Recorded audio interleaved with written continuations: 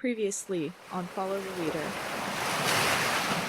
I hope to find common ground with both Morden and Marlowe. And I guess, within regards to clearing completely Morden's name, and then also, I guess, let's just bond about the ocean and being captains or something. Is there any way that we are able to not be so awkward between us?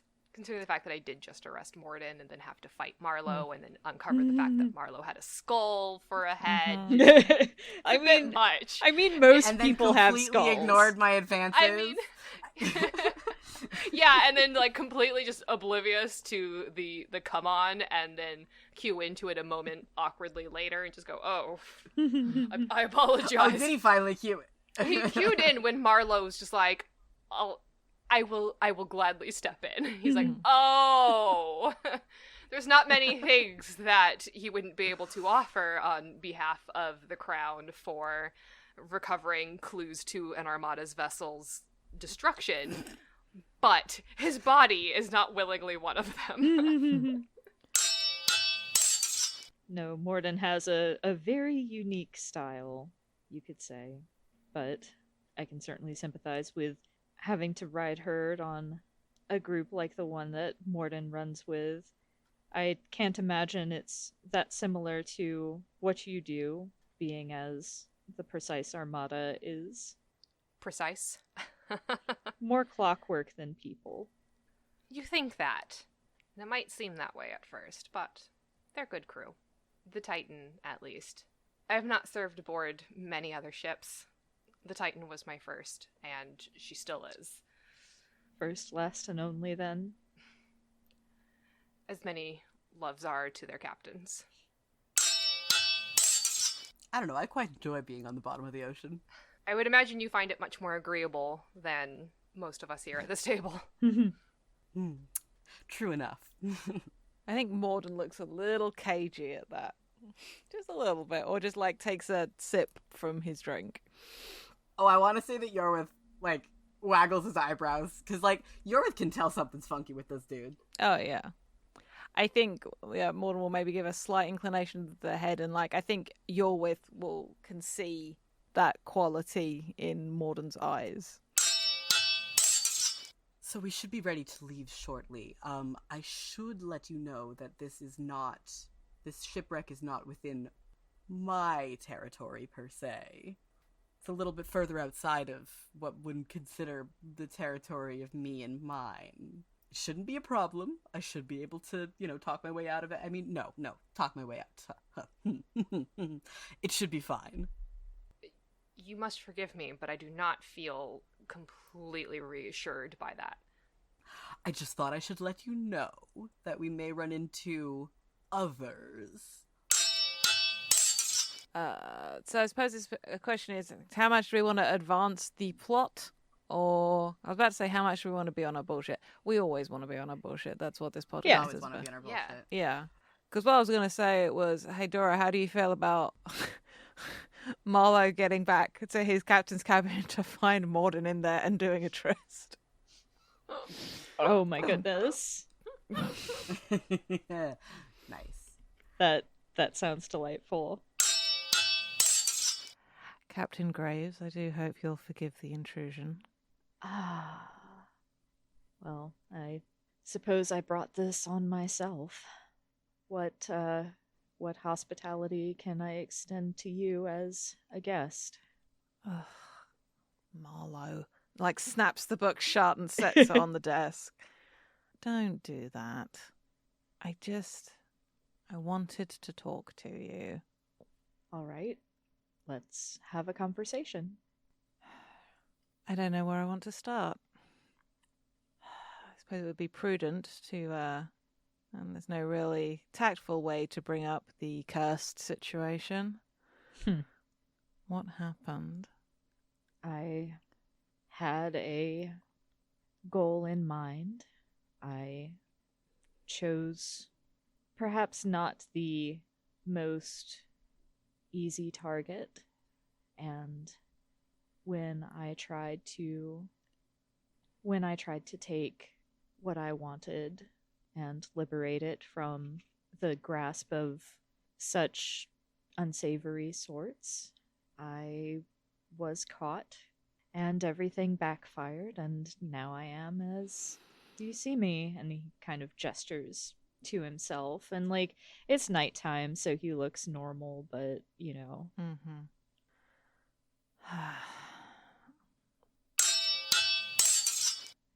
I don't suppose there's any point in me asking why you chose to challenge the good captain. Can't say I wasn't flattered. It was a moment of weakness. I succumbed to nostalgia, I suppose. So that's what I am for you. You're someone I spent a pleasant time with until, well, you know. I know. And I didn't want to see you in chains. Even though we disagree, you don't deserve that. Well, thank you for that at least. I am sure I could have talked my way out of it eventually, but I won't deny that the help was appreciated, and what a sight it was. We now return to your game, already in progress. We still haven't had a dance or truth or dare. Well, depending on how long the trip is out to where this ship sank, we can play truth or dare on the way. Yes. Gotta do something to pass the time. Yeah, that's a great idea. We're all on the way to the sunken ship, and on the way to the sunken ship, we are going to play a round of truth or dare. Everybody plays. You're gathered somewhere in the night, and you're well sated after a meal. What do you notice about each other? What have you heard? Where are you? How did you come to be here? I think we're on the deck. Did we take all 3 ships, or did we just take the Titan? The Titan's big enough to fit whoever wants to come along. But I don't know if you guys wanted to bring your own individual ships or not. I'm just chilling on the Titan. Yes. You have no ship in this fight. Sure don't. Why don't we say that all 3 ships are there, but we're all on the deck of the Titan right now? Sounds good. Anyone may ask questions about the setting and circumstances. And playing the game, we go around the table and choose another character to ask truth or dare. Choose freely from the list below or make up your own. No player may be targeted more than twice in a round, nor may the same dare or question be made more than once in a round. The player who picked the game begins, so I will do so. If someone refuses to answer or perform their dare, they're out of the game. Characters may lie, but the spirit of the game is to tell the truth. If it's obvious that the character is lying at the player's discretion and they get called on it, they are out. No dares should be lethal, though they may be humiliating or cause mild to moderate discomfort. And the game continues until all but one player is out or until everyone agrees to end play. So I think we're sitting on the deck of the Arcadian Titan. Maybe it's like a cloudless sky, and we're far enough away from port that there's no sort of light pollution or anything, and the there's just stars above us and a couple of lanterns, and that's the only light. Maybe it's even a new moon, and maybe we're already like a couple of rounds of ale in. I think Marlowe kind of like looks at Yorwith and is raising my eyebrows. You can't see it. And audio medium. Yeah, great radio. Eyebrow raising. I think he looks at Yorwith and he says, "Tell me, Sir Yorwith, if you could do any one thing right now, what would it be?"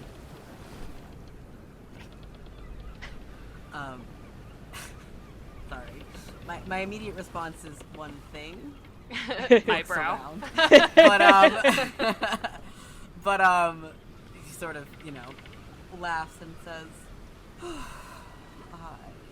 don't know. Anyway. He looks at Ian, and then he doesn't look at Ian anymore. He walks away. I don't believe I could rightly say. I am content to be simply as I am, here with you all. Does that suffice?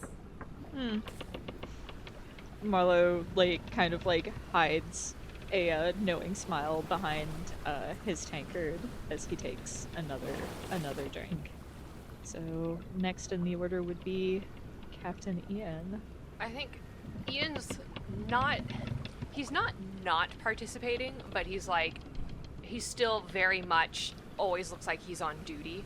And so he's kind of reclining nearby, but is also just kind of watching his crew and then watching the ships and watching the seas and is only half paying attention.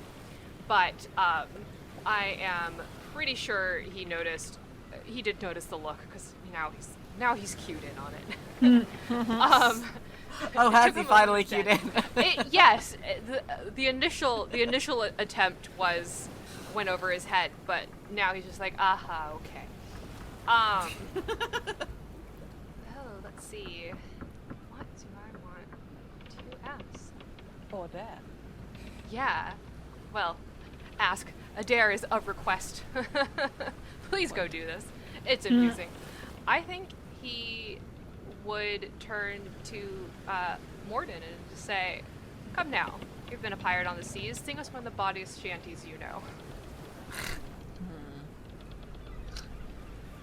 I don't have any lyrics to mind,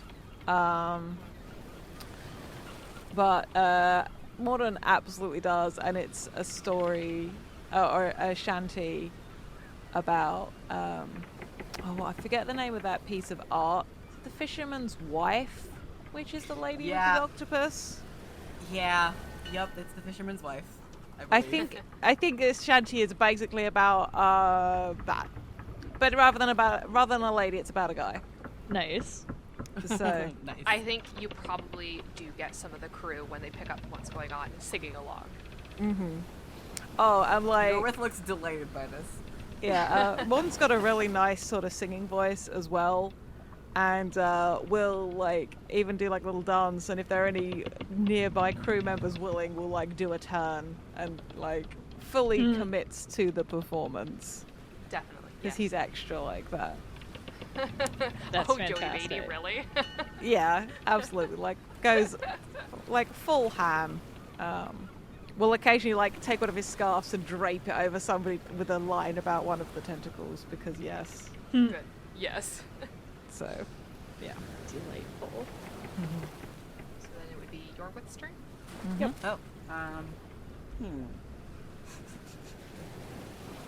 Yorwith is gonna look directly at, gonna be Morden again, sorry, and say, if you were changed by wild magic, what would that change be? Oh, well, now there's a question. There's not really a much more direct way of asking, so what is your deal? Yeah. I think he just kind of grins, and I think for a moment his teeth look a little sharp. He gives you a little toast with his glasses, and what makes you think I already haven't been, so you're Well, I wasn't gonna go and say that, but I had perhaps an inkling that you had been. But generally when one couches something as a hypothetical, it becomes easier to answer the question. I am exactly as I wish to be. Though I can see certain advantages that might come with being other things. Or having other things. Quite. I want to swivel and look at Marlowe. And I feel like this is Marlowe and Morden have probably played Truth or Dare before. But this is very much being asked in the spirit of, because of the company they're currently with. It's Captain Graves, what crime would you commit if you knew you would suffer no consequences? Whew. Regardless of the consequences, I throw sand in the clockwork of the precise Armada all the time. Ian, with a smirk, kind of gives a little bow of acknowledgement. Oh man, I played myself with the rules because I would love to ask Captain Ian the same question. Fuck it, death of I was fuck like, it, I'll death say of death the of the author. That's the author, me. I've slain myself and gained more power. It's a new round anyway. We've gone back Technically, to yeah. you. Oh yeah. Yes. So You're the I, libs. You have no power. I turn to Ian with a kind of mischievous smile on my face, and I say, Captain Ian, I must ask the same of you. What crime would I commit? I can't think of any that would amuse me in such a fashion, I think. One doesn't often commit crime for amusement. I have not need or necessity that I can ponder this situation either. I apologize, Captain Graves. You asked a very dull man. What would be a very interesting question had he not just been someone quite as boring as I. I've been at the mercy of your sword. I didn't find that particularly boring. I do not think I would have run you through had there been no consequences. There are consequences of the law, and then there are consequences of honor, and I like to think that I do maintain some degree of honor, even if I was outside of the law. As I'm sure the two gentlemen here would agree. And he indicates to both you and Morden. You have no law but your own, so you are beholden to that. And you still do choose to commit crimes against the Armada, so are you asking what I would do had I no moral compass? Or just what would happen if I did not fear an Armada's wrath upon me? The latter, if you would. Now that is a difficult question I do not think I know the answer to. Fair enough. Captain Ian's just a good man. He doesn't know how to be a nasty crime boy. He's a goody-goody two-shoes. He is. He doesn't have a scoundrelous bone in his body. No. He's the youngest sibling, and yet he's a well-behaved child. It's weird. Whose turn is it next? It's mine.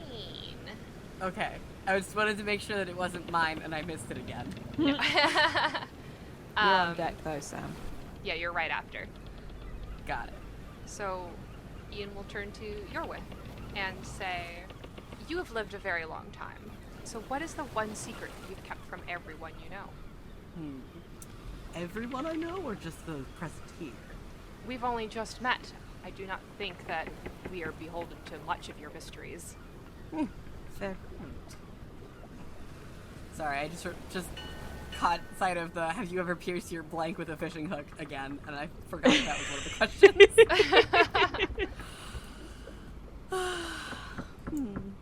I don't believe any alive know my true age. He just leaves it at that, you know. What is a secret you've kept from everybody? How old I am. Fair. I answered the question, that's the secret. Yep. Okay. Though, if it were to be about secrets I've kept from only those present, by marriage, maybe one of those things. Takes a sip of his ale and does not elaborate. Marlowe's eyebrows go up, but he doesn't say anything. Yorvith is hiding behind his ale at this point. Like he's not like obviously hiding behind his ale, but like you spend more than a second looking at him, you go, okay, he's hiding behind that, huh? Mm-hmm. Anyways, Marlowe, why don't actually turns back over to Morden and goes, this would be more fun if I ask you. What is the most embarrassing thing you know about Marlowe over here? Whew. That was not in character. That was...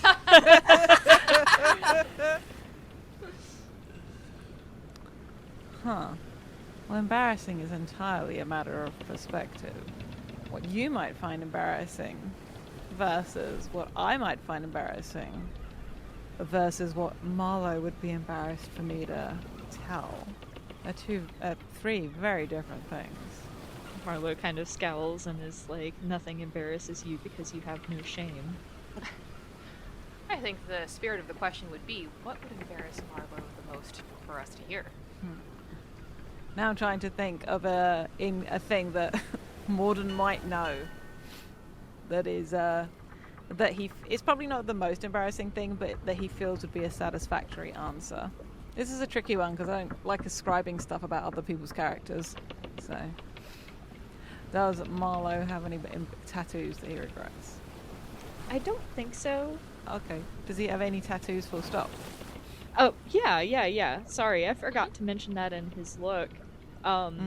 He has 2 sleeves that let me go back to my reference folder because I saved some references. Oop, that's not it. Does he have a tramp stamp? No, he doesn't have a tramp stamp. They're sleeves. I mean, I remembered he had the sleeve tattoos, but also perhaps an embarrassing piercing. I've got a thing for it. So. Yeah. Okay. Are they like full sleeves, as like we as modern day peoples would think of sleeve tattoos? Yeah. Let me. I do want to describe, like the. Okay. Yeah. Here was, like they're all just black and white, and they prominently feature like foxes running, and there's also one of like a fox curled around a rabbit sleeping. Well, I can tell you that when the admirable artist that decorated our fine Captain Graves here and lifts up his own arm to tap, just like above the armpit, so like on the underside of the arm, getting round towards the back by the shoulder, like where if you're ticklish, it really sucks to get tickled. When the needle met that patch of skin, the shriek that the good captain let out of surprise was nothing so evocative of that of a small child. Marlowe glares.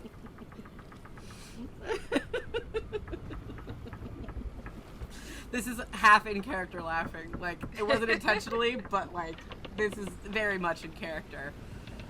That Yorwith would be laughing at this.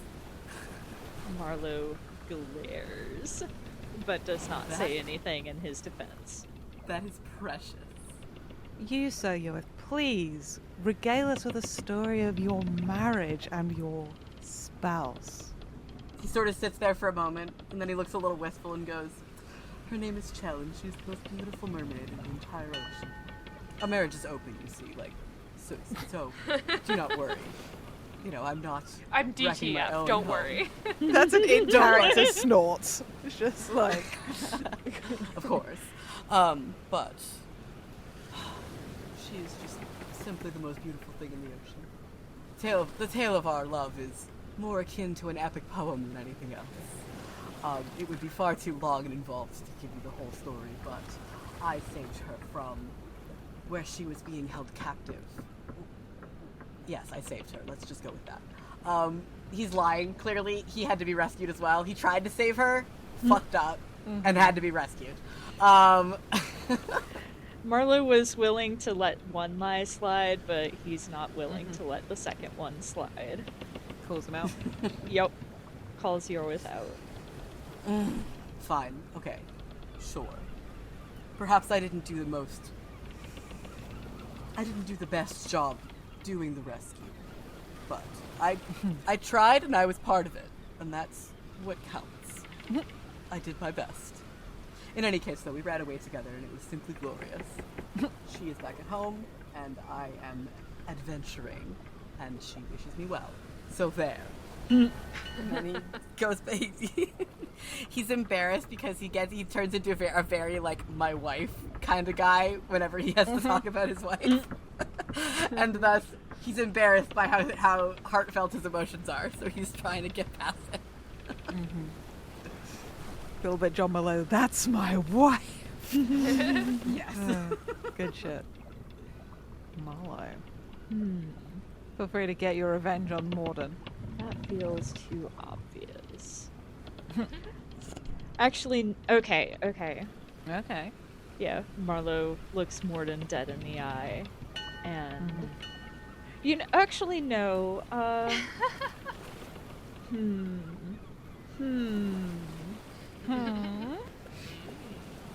Gosh, I'm torn. Let me Flip a coin. Flip a coin. roll. Let's see, 1, 2, 3,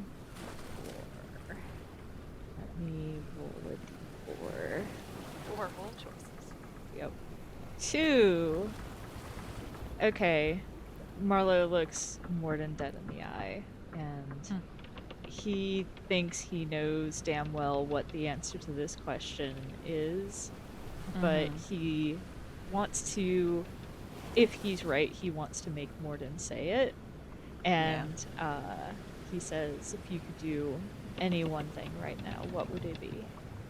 I think Morden's expression falters a little bit. I think he sets down his ale and he walks off. And I think he'll say, actually, don't ask questions you know the answer to. It's beneath you. And I think the voice does have that. I realised that I did it in a slightly different voice to what I've been doing consistently. And I think that's in character. Mm-hmm. And it's not like the usual sort of slightly OTT voice, the more theatrical way he likes to talk. He just says it very plainly. I'll give sort of a little nod of acknowledgement to Ian and Yorwith, and just sort of heads off to the bow. So he's ducking out. He's not answering the question. Yeah, he's out. He's leaving the game. Oh wow. Oof. Yeah, technically Yorwith is out too. Because he got called on lying. Because I got called out on lying. Ah, that's right. Yeah. So all right. Well, if Ian wants to ask Marlowe something, then he can. And then Marlowe will leave as well, or if Ian wants to leave, then the game is over.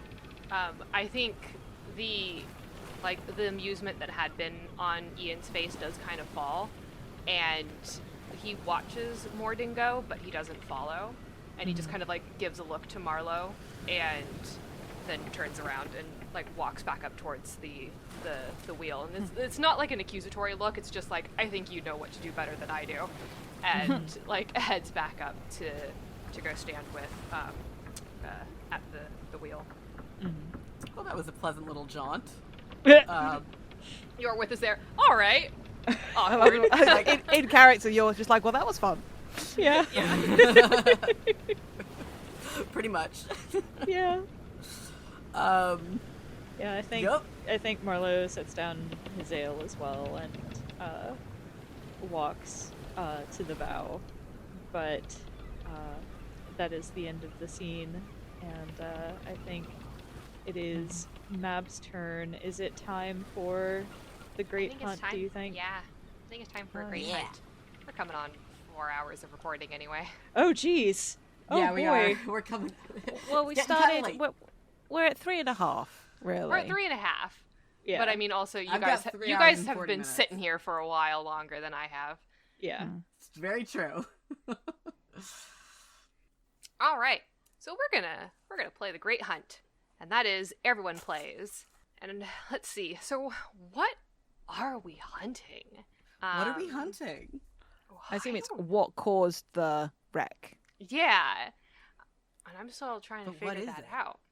Well, it could just be like some kind of creature that did it, and that's like what maybe we get there, and we have had off screen like Yorwith checked in with Coyote, and Morden did what he can do. Please tell us what Morden can do. I'm like dying here. Well, Morden's gonna commune with his patron.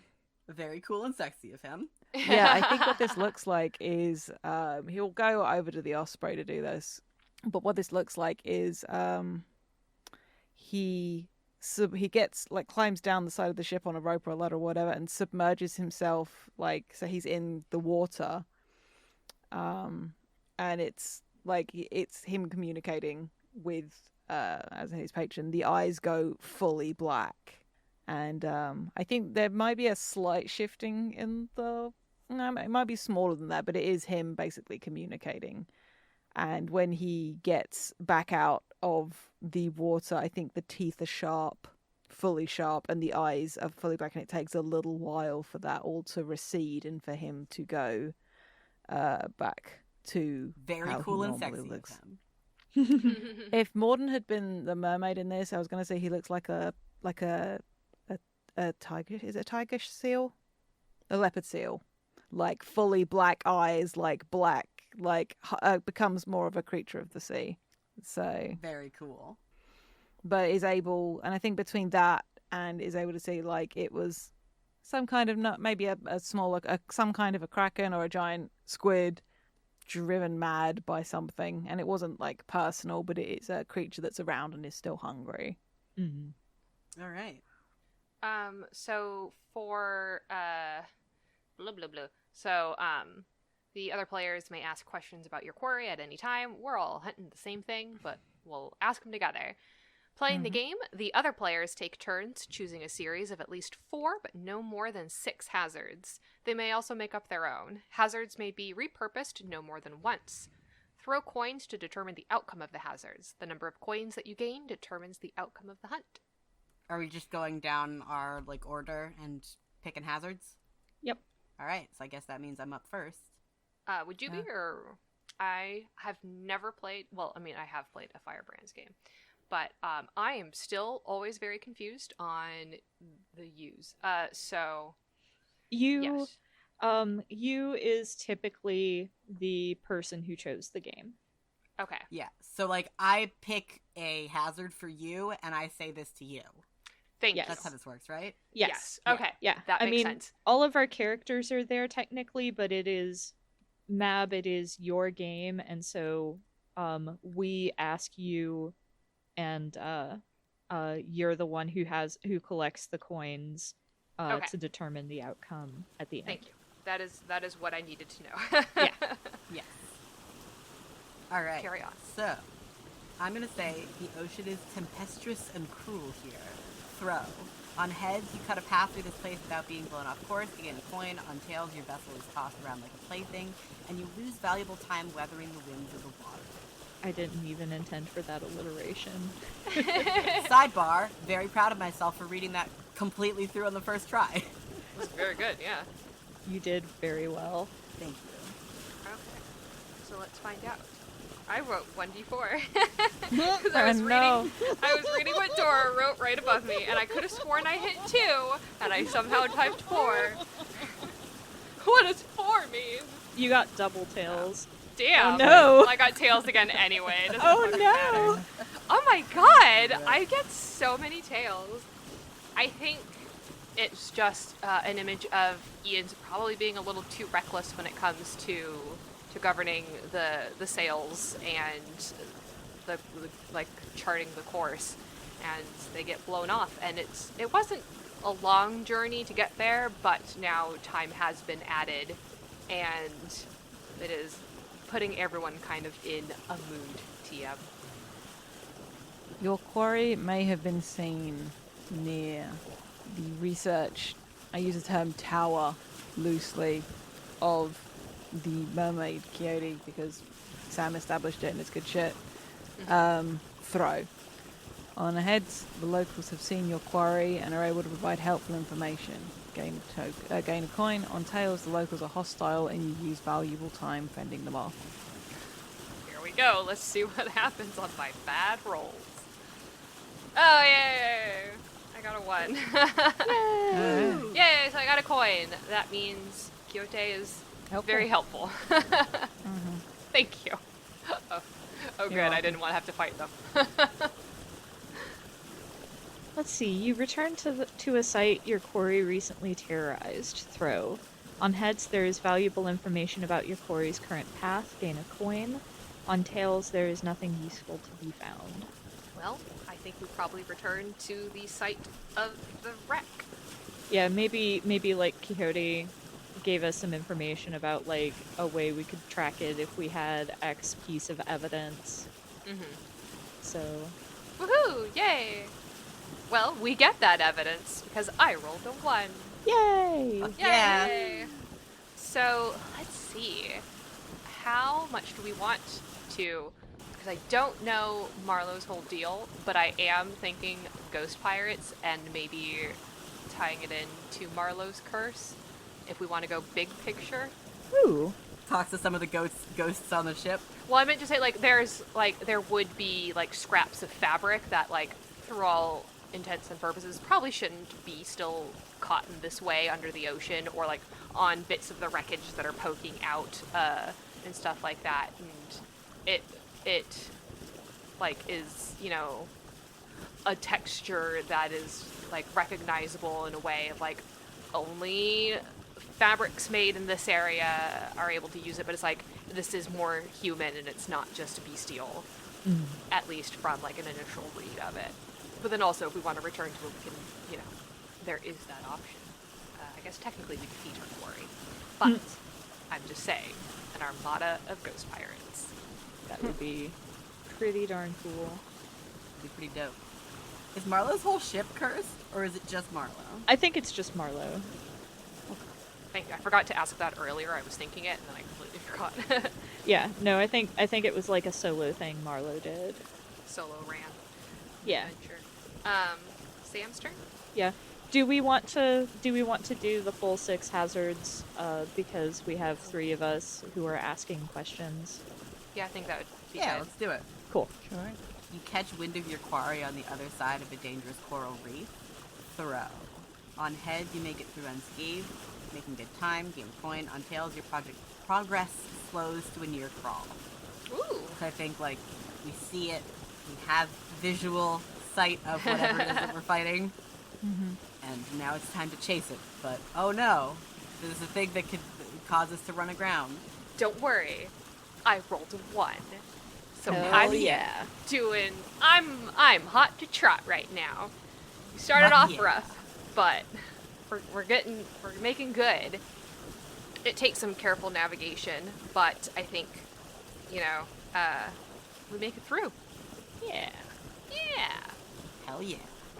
A freak weather pattern is causing, and I want to say St. Elmo's fire, which is a weather phenomenon in which luminous plasma is created by corona discharge from a sharp or pointed object in a strong electric field in the atmosphere, such as those generated by thunderstorms or created by a volcanic eruption. That's extremely So- cool. Yeah. It's like these weird glowing balls of stuff. Like, I think a storm rolls in overhead, and then there's these weird plasma balls, like, pinging around. And you've got to sort of go around them or move. So if one hits a ship, it's going to be bad. Right. Throw. On heads, you weather it without being thrown off course, gain a coin. On tails, your heading is shifted, and it takes some time to regain your course. 2. Oof.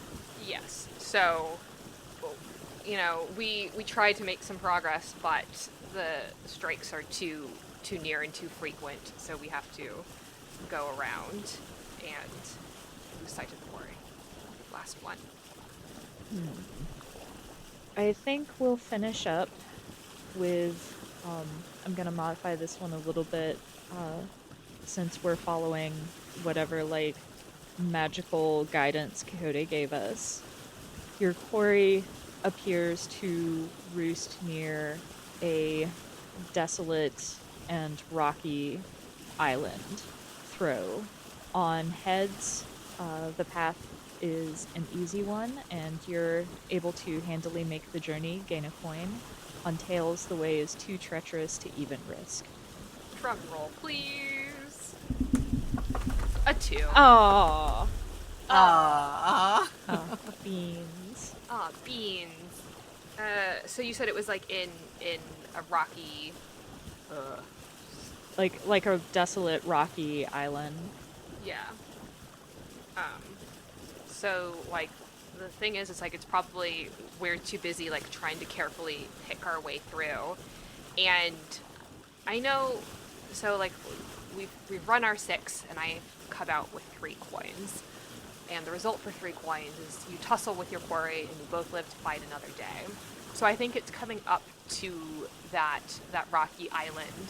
We had been exchanging cannonball fire, whatever, cannon fire. And it has been like careful navigating. And then it's just we have to slow down. So like it's just way too dangerous for us. And the other ship manages to just like slip away, and we lose sight of them. And then even when we get a chance, the opportunity to make land and go and investigate, we cannot find like hide nor hair of this ship. Mm-hmm. And yeah, Ian's very frustrated. I give him a little conciliatory pat on the shoulder. It's kind of damp and a little uncomfortable. He's been a captain on a ship for 20 years. I think he's fine with damp hands patting him on the shoulder. Valid. Bari escapes to fight another day. Yep. What do we do after that? It's time for epilogues, right? Yeah, ending play. Yeah. So once we've decided to end play, go around the table one last time and narrate a brief epilogue for your characters, answering any remaining questions you may have about their fate. And I figure we can just kind of like popcorn this whenever somebody has an idea. I feel like Yorwith is probably going to stick around, like, kind of following Ian's ship around, but not really. You know, I think that he's definitely just going to, like, sort of stick around and generally be a nuisance, but, like, also because he's trying to help. Yeah, that makes sense. Yeah. For Morden, Morden did his bit to help Captain Ian, so he's going to make use of being ignored by the Navy for a bit, and heads off with the crew of the Osprey, and is going to find the person who cursed Marlowe and try and do something about it, because Marlowe isn't the only one that feels like people don't get to fuck with what's his. So I don't know if he manages it, or if I think maybe he finds this person, and that's sort of like the last we see of it is him preparing to do something about it. I think Marlowe like gets the lucky shot repaired using the treasure that he'd had buried, but I do think like I think he sticks around to help like try to find the ship, at least for a little bit. Like he's not like throwing his lot in with the Armada by any stretch of the imagination, but like there's maybe like a sort of like tense alliance between him and Captain Ian. I don't know if they manage to resolve this issue, but at least where we leave off with Marlowe, maybe like the parting shot for him is just like a handshake, like a gentleman's handshake at night, and him striding off the deck of the Titan. Yeah, and Ian's conclusion is definitely becoming a lot more focused on finding this, and I think there might be, you know, a few other Armada ships that pop up, and possibly even a few, you know, non-Armada ships, and just starting to trying to gather clues and piece together where this other ship may be, and the pieces of it are coming. He doesn't have a paranoia board, I will say, but he's got, you know, what? Carol. Oh, Sorry. Please carry on. You know, he is like, his map is filling up with markers of shipwreckages, and he's you know, not very much closer to an answer, but definitely on the trail of something. Awesome. Hey guys, we did it. We did did it. it. Well, Let's record our outro and then we can goof off. well, I mean, we didn't do it. We almost did it, but We survived. yeah. We recorded a podcast episode and we finished it. And that's what we did. Yes. Yes. You didn't We have finished to. a narrative thread. Yes. You were able to save the podcast episode. Yay! Yay! Woo! We saved the pig and the frog. Yeah. It's too late to save the movie. Oh! Okay, so I've been Dora. You can find me on Twitter at HarpyDora, and you can find the games that I've written, including this one, at harpydora.itch.io. I've been Sam. You can find me on Twitter at SAKalo, and you can also find pictures of my cat there. As she's been trying to make herself known for the past 20 minutes. There she is. Hi, baby. I've been Jade. You can find me on Twitter at Jade Oxford Rose. Please come talk to me about my new trash son. I hope you enjoyed him. So glad he got to have a character now. Yeah, me too. And that's me. And I'm Mab. You can find me on Twitter and Tumblr at Little Lady Mab, doing shenanigans. That's all I know how to do. So many shenanigans. Yeah. Shenanigans all the way down. Oh, nope. I just wrote times. Nope. It's been a times, everyone. Yeah. Yep. Clap on 40. Yeah.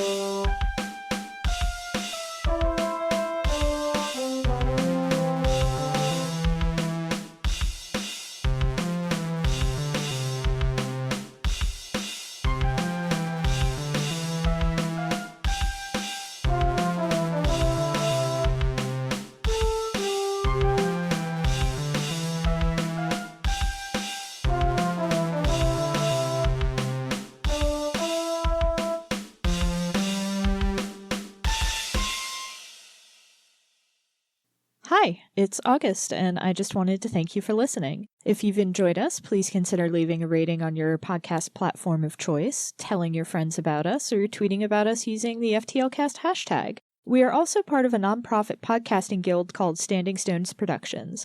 We do a variety of shows, including The Room Where It Happened and Dumb Kids Playing Hero, 2 actual play shows, and a Steven Universe discussion podcast called Gay Space Rocks. We also do live streams at twitch.tv/standingstonesprod. You can keep up with everything that we do on Twitter at stones_standing. Unfortunately, Standing Stones was already taken. Your support means a lot. Thanks again!